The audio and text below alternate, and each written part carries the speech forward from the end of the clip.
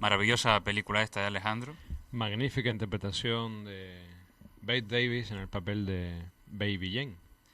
Y sobre todo este dramón de esta historia que yo creo que es un cúmulo de muchas cosas. Yo decía al principio que era una historia de soledad, es una historia de decadencia, de tormento, pero que realmente es, yo creo que una gran definición es la historia de una amargura, ¿no? Que se transmite por, digamos, la angustia de que hay un presente glorioso, pero que la tristeza de comprobar que la vida va más rápido que las propias personas.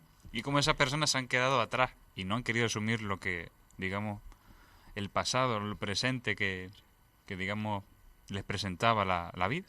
Sí, yo creo que es algo, vamos, lo que le pasa a digamos, yo creo que es la protagonista. Si decimos que son dos protagonistas de esta película, yo creo que lo central se lo lleva Bette Davis, ¿no? Que, digamos, es el papel de esta mujer ya enloquecida. Pero creo que el gran tema de la película es precisamente ese, ¿no? La locura que nace, como tú decías, de intentar vivir un presente irreal, es Ujú. decir, esa locura que nace de tú intentar tapar la realidad con otra realidad distinta, ¿no? Claro, era por el tema de que realmente habían vivido un pasado glorioso. Su felicidad, digamos, el presente o el pasado de ellas había sido el momento en el que conocieron la felicidad. Y eso habían querido mantenerlo hasta su época. De hecho, la escena catastrófica, digamos, de la película donde ella, para recuperar esa felicidad, se viste como se vestía antes y cantaba lo que cantaba antes, hasta que en el momento donde se ve al espejo y comprueba que realmente, y lanza aquel alarido, cuando comprueba que es una anciana, decrépita además. Sí, esa escena, digamos que la corrobora esa distancia de la realidad con el sueño de esta mujer, lo corrobora la cara del pianista, ¿no? Ujú, Cuando tocaba las canciones, y una cara de lástima hacia esa señora que, bueno, que lo hacía porque le pagaba, ¿no? Pero que se estaba aprovechando de ella, pero la cara era de lástima. ujú. Y digamos que es uno de los temas que trata esta película, ¿no? La lástima que produce en cualquier persona ver que otra en en su decadencia intenta vivir pues sus mejores años, los años de su juventud, los años de su éxito. Es una curiosa reflexión también sobre el enfrentamiento entre las propias hermanas. Y cómo, curiosamente, la hermana Blanche, que el personaje de Joan Crawford, había intentado ayudarla en todo momento. De hecho, es muy curioso el contrato que tenían cuando ya Baby Jane queda obsoleta porque ya había crecido y la que triunfó fue la hermana en el cine. Quería tanto a su hermana que ella decía que si hacía ella una película que le dieran también uno a su hermana Baby Jane, y luego se vio en ese portentoso arranque que tiene la película, que es una... Es curioso cómo se condensa, antes de salir los títulos de crédito, cómo se condensa en casi 10 minutos todo el pasado, para luego acercarnos a la actualidad, desde que era niña, desde que fueron adolescentes, desde que eran actrices, y aquella escena maravillosa de aquel director de cine viendo a Baby Jane actuar, pero qué porquería es esta, ni siquiera se va a abrir una puerta, pero qué mal está, que dice, corten, no quiere seguir viendo aquello, pero eso fue por una insistencia de la hermana, que ella decía que si ella actuaba, que actuara también ella. Sí, la hermana Blanche, ¿no? En la película, John Crawford, es la bondad personificada, ¿no? Recuerda aquella escena de cuando ella llega con la jaula del pájaro y está ahí hablando con Elvira, la criada, le dice, no, es que el pajarito se escapó y la criada intenta como culpabilizarla. La hermana la defiende, ¿no? Y entonces el sentimiento que le produce, las palabras que le dice la criada hacia ella es como de compasión, de que tenga misericordia de ella, es decir, Ujú. que entienda también su realidad, Y digamos. en todo momento no intenta nunca, digamos, machacarla con odio, sino intenta ayudarla siempre, sabiendo que Sí. ella va, aunque la hermana Blanca desconocía hasta dónde podía llegar ella, por último ya se fue descubriendo, pero ella se dejaba guiar, siempre no atendía nunca lo que le decía Sí, en la el fondo es sirvienta. porque eso desde la infancia estaba marcado así. Quien triunfaba era Jane y la otra es la que estaba siempre a la sombra, ¿no? Y curiosamente con la madre. El padre que se aprovechaba de la otra hija Ujú, estaba con la otra. Y a lo largo de la película se ve, es que a papá le gustaba, es que a papá no sé qué, es que iremos a tal sitio porque a papá, es que iremos, ujú. ¿no? Como para incluso fastidiar, ¿no? Yo creo que eso también el guión lo tiene bien localizado, ¿no? O lo tiene como un punto fundamental, ¿no? Hay un dato que es el que marca, digamos, el tiempo de esta película, que es la propia música. El propio tema musical, yo le he escrito una carta a mi padre, Mm, que es el que le piden y que canta ella luego también con el pianista, que la historia del pianista es otra historia aparte, porque ese también tiene un drama con su madre, pero que es un tema que refleja esa visión nostálgica, es una canción muy nostálgica, y que lo que viene a expresar un poco ese tema que está muy compensado con la historia, es que lo que fue ya no va a poder ser más, y esa relación y esa, digamos, aceptación por parte de, o no aceptación por parte de Bette Davis, se ve muy reflejada en esa careta que se ponía por intentar recuperar un pasado. Vamos, si quieres, a escuchar ese tema musical, que yo creo que es un gran tema, que es el que le da el tiempo a esta película.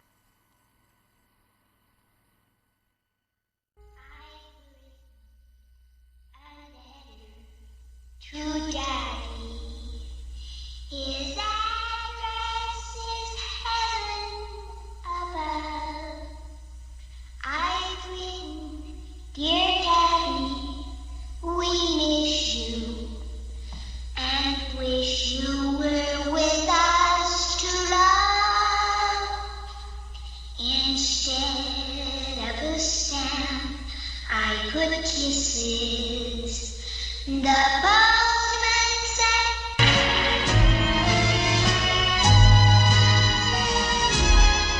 I've written a letter to Daddy. His address is heaven above. I've written, dear Daddy, we miss you and wish you were with us to love. Instead of a stamp, I put kisses. The postman says that's best to do. I've written this letter to Daddy, saying I love you.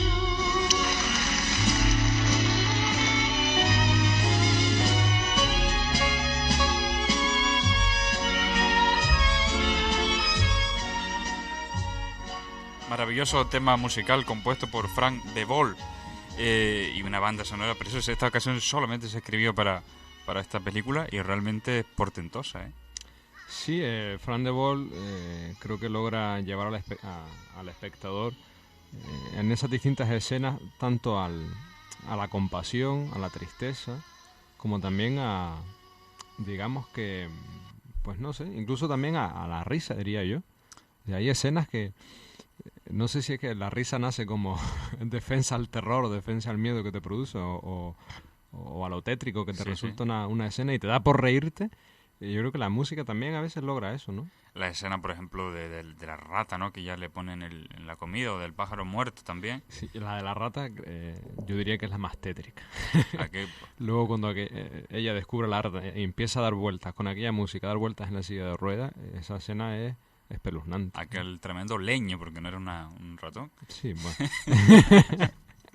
La verdad es que la dirección de Aldrich es un director de una categoría impresionante. Y luego lo que decía también antes en la presentación de la película, que intentó repetir otra vez este mismo ambiente claustrofóbico con Canción de cuna para un cadáver, donde vuelve a actuar Bette Davis. Creo que una película interesante para algún día volverla a tratar aquí.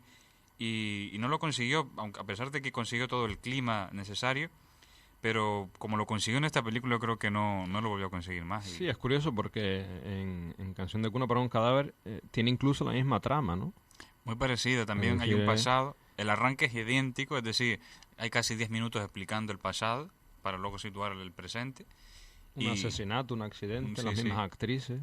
Menos Joan Crawford, estaban prácticamente, y un papelón también que hace Olivia de Havilland en Canción de cuna, pero como esta yo creo que no lo consigue. Y luego, el final de esta película, ¿a ti qué te sugiere? Es que yo creo que es un final que, como diciendo, no sé, es la no aceptación de la realidad, y es quedarse con la felicidad que daba, digamos, aquella etapa de su vida, intentar vivir como si estuviese viviendo en aquella etapa de su vida. El final, comentaba también, es el final del Crepúsculo de los Dioses, ¿no? Cuando aquella actriz famosa de Hollywood bajaba la escalera cuando iba a ser condenada, iba a ser Llevada, casi ya. Sí, lo iba y es que no sé si era al psiquiátrico o, o a la cárcel. Pero es ese final, ella bajando la escalera, la gente esperándolo para apresarla y ella como empieza a cantar. Y el final de, de qué pasó con Baby Jane es idéntico, ¿no? Ella en la playa, la gente alrededor, como diciendo, asombrada por lo que pasó y queriendo retenerla, y ella, pensando que la gente está esperando que ella empiece uno de sus números, empieza a cantar. Yo Y a creo bailar que. Sí. y aquella imagen del ya, yo creo que ya cadáver, ¿no? Porque Ese es el la película momento. no explica bien si muere o no muere. Yo creo que no, que casi no. Eso no lo se explica bien la entienda. película. Pero yo creo que ese fue el momento, el de la playa, donde ella ya pierde por completo la conexión con la realidad y creo que ya se quedaría así para siempre, pensando en que ella es Baby Jane y que ella es una niña. Ujú. Creo yo que no va a volver a recobrar más, porque hasta la película se ve como va perdiendo progresivamente la lucidez, porque más o menos empieza con su Y odio. eso lo recoge el mismo vestuario, como tú decías, y también el maquillaje. Una de las curiosidades, de las curiosidades o de las anotaciones hechas en la película es que Bette Davis se dejaba el maquillaje de un día a otro para que se notara, ¿no? La decrepitud cada vez Sí, mayor, ¿no? hay fotos de rodaje de la película que es, pero una cosa Sí, impactante. el doblaje. aparte que la fotografía es magnífica, sí, unos claroscuros estupendos, eh, el maquillaje de por sí Pero de un, es como destaca. de un payaso, digamos, asesino, una cosa así tétrico, pero y era todo obra de ella. Ella dice que ella se ocupó del maquillaje y realmente lo bordó. Sí, del maquillaje y de fastidiar a John Crawford mientras hacía la película, porque El odio, sí, el odio ella era que mucho. fueron eternas rivales, también por lo visto en la película, en el rodaje, incluso en la escena de los golpes, hubo golpes pero bastante serios, ¿no? Que hicieron hasta dar puntos a la otra, ¿no? El odio era mucho, sí. Vamos a escuchar un fragmento de que yo creo que es el clave en esa cuando ella está, digamos, eh, pensando que todavía está delante de un gran público y lo que está delante del espejo que le está diciendo que es una anciana y que yo creo que es la escena que explica un poco lo que es el drama que estaba viviendo. Una niña obediente y no hago ninguna travesura. Mamá dice que soy un ángel y papá dice que soy una hermosura. Pero cuando me vuelvo mala y soy respondona y descarada, dice mamá que soy un diablillo y papá dice que no le gusto nada. Que ustedes me lo expliquen desearía, porque yo soy una niña todavía.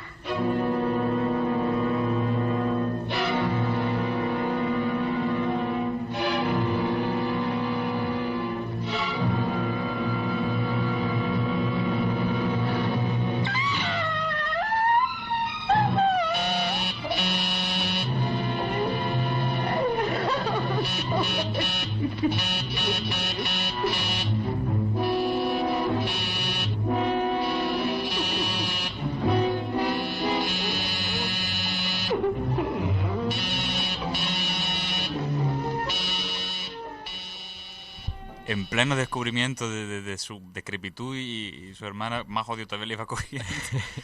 Macabro totalmente. Es realmente una escena que deja helado, realmente. El ambiente de esta película, que lo conectaremos mucho luego con la siguiente película que trataremos después de la pausa, es el ambiente digamos, de un ambiente que va atrapando, un ambiente, digamos, que crea... Asfixiante. Sí, sí, de un ambiente que no se sale de ahí, queda uno atrapado realmente de esa casa. De hecho, tanto como la protagonista, que se va quedando, digamos, aislada, primero con el teléfono, luego con la habitación, luego con la comida y por último ya no le alimentaba, es decir, un aislamiento progresivo.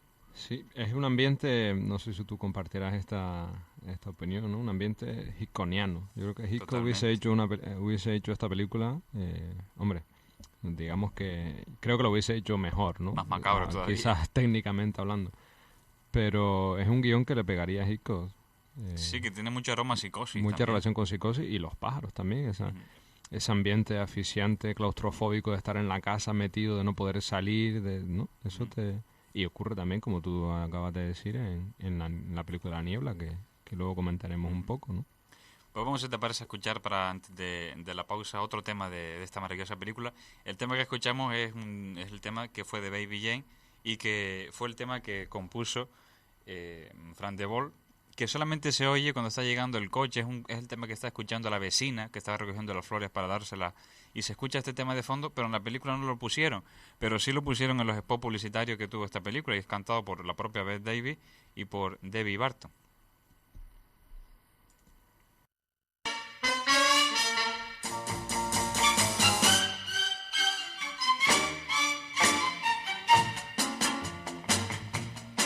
Whatever happened to Baby Jane? She could dance, she could sing, make the biggest theater ring. Jane could do most anything. Whatever happened to Baby Jane? Whatever happened to Baby Jane? When she'd walk down the street, all the world was lying at her feet. There was no one half as sweet. Whatever happened to Baby Jane? I see her old movies on TV, and they are always a thrill to me. My daddy says I can be just like her. Oh, how I wish, I wish, I wish, I wish I were. Whatever happened to Baby Jane? To her smile, her golden hair. Why must everything be so unfair? Is there no one left to care? What really happened to Baby Jane?